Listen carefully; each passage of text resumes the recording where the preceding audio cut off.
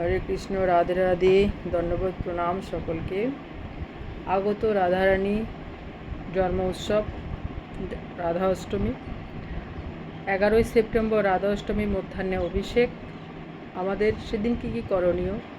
রাধারানীর জন্মলীলা পাঠ করা কর্তব্য, রাধারানীর শতনাম পাঠ করা কর্তব্য, রাধা অষ্টকম পাঠ করা কর্তব্য, রাধা কবচম পাঠ করা কর্তব্য। এগুলো সেই দিন আমাদের অবশ্যই পাঠ করা কর্তব্য।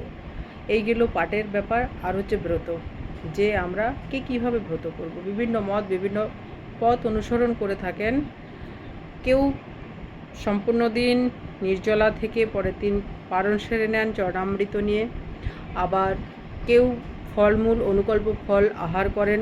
অভিষেকের পর 12টা পর্যন্ত নির্জলা উপবাস থেকে রাধারানীকে অভিষেক করে সেই অভিষেকের পর যে ফলমূল পুজো দেওয়া হবে সেগুলো অনুকল্প প্রসাদ পান। কেউ আবার সেইখানে সেই অভিষেকের পর মধ্যাহ্ন 12টার অভিষেকের পরেই সমস্ত প্রসাদ গ্রহণ করে নেন। যার যেমন মত সে সেরকমভাবে করবেন। হরে কৃষ্ণ, রাধে রাধে।